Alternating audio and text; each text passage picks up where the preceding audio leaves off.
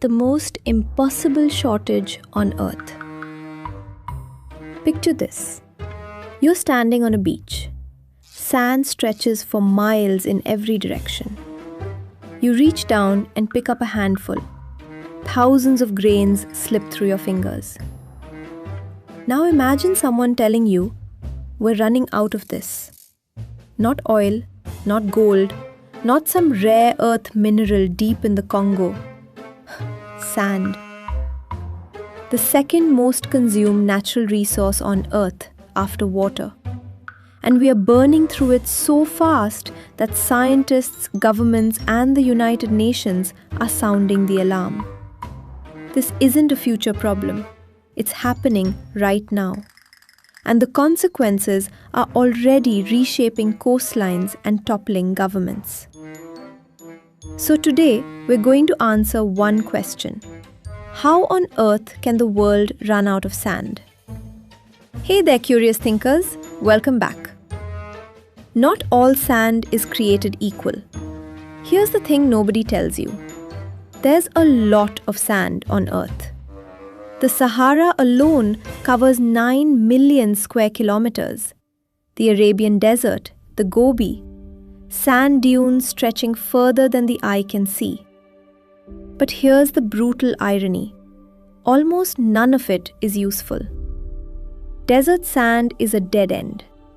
Billions of years of wind have ground those grains down until they're almost perfectly round and smooth. And round, smooth grains don't stick together. You can't make concrete with them, you can't make glass, you can't build anything. The sand we actually need, the kind that built modern civilization, is angular, rough-edged, grippy. It comes from rivers, lakes, and ocean floors, where water erosion carves those sharp, irregular shapes that bind together when mixed with cement. And that sand? We are running out of it. Every single year, humanity consumes an estimated 50 billion tons of sand and gravel. That's more than enough to build a wall 27 meters wide and 27 meters tall around the entire equator every year. To put that in perspective, we use more sand than any other natural resource except water.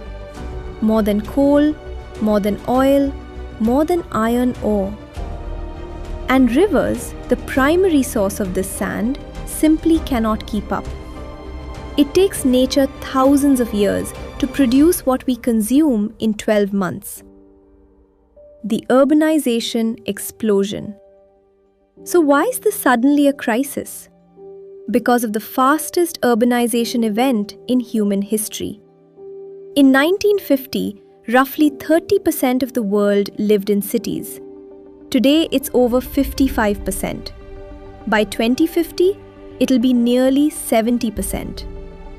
That means billions of people moving into cities that need to be built from scratch.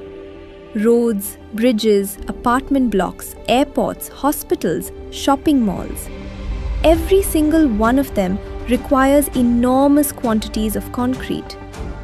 And concrete is basically sand mixed with gravel, water, and cement. China alone used more concrete in the 3 years between 2011 and 2013 than the United States used in the entire 20th century. 3 years versus 100 years. And China is just the beginning. India, Indonesia, Nigeria, Brazil, billions more people are urbanizing right now. The demand for sand is not slowing down. It is accelerating. And it's not just construction. Your smartphone screen? Silicon dioxide, purified sand. The solar panels being installed to fight climate change? Sand. The microchips inside every computer, car, and medical device on the planet? Sand. We built the digital age on sand, literally. The Sand Mafia. Wherever a resource becomes scarce and valuable, crime follows. And sand is no exception. In India, illegal sand mining is a multi-billion-dollar criminal industry. Gangs operate at night, dredging riverbeds with industrial equipment, bribing officials, and violently silencing anyone who tries to stop them. Journalists have been killed, police officers run over by trucks. And it's not just India. Sand mafias operate across Vietnam, Cambodia, Kenya, and beyond. But nothing captures the crisis quite like what happened to the islands. In Indonesia, 24 small islands have disappeared since 2005. Not from rising sea levels. They were mined, dredged away until nothing was left above the waterline. Communities lost their homes, their land, their entire world, so someone could sell the sand to build skyscrapers elsewhere. Rivers dying, coastlines disappearing. The effects of mass sand mining aren't just political, they're environmental, and they're catastrophic. Rivers need sand. It's not just sitting there looking pretty. Sand on a riverbed controls water flow, prevents erosion of the banks, supports aquatic ecosystems, and replenishes the beaches and deltas downstream. When you strip a riverbed of its sand, the river begins to collapse inward. The banks erode. Bridges lose their foundations. Farmland floods. Wells run dry because the groundwater table drops. Fish populations crash because their breeding habitats are destroyed.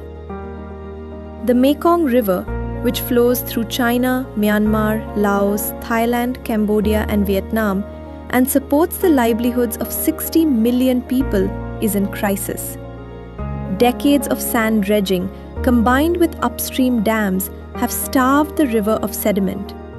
The delta is sinking. Salt water is pushing inland, destroying rice paddies that feed millions. And then there are the beaches. We think of beaches as permanent, but beaches are actually dynamic, constantly fed by rivers carrying sand from inland, constantly reshaped by the sea. Strip those rivers of their sand, and the beaches starve too. Half of the world's beaches are now in retreat. Some are disappearing at a rate of meters per year.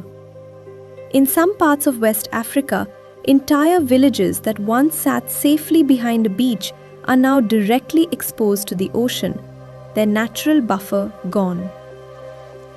Can we fix this? So is there a way out? 3 things could help. Recycling concrete from demolished buildings instead of sending it to landfill. Developing alternative materials that work with desert sand. And real regulatory enforcement, not just laws that exist on paper. But here's the hard truth. None of this scales fast enough without coordinated global action. Sand has no international treaty. No global body tracks how much is being mined. In most of the world, you can dredge a riverbed dry and face 0 consequences.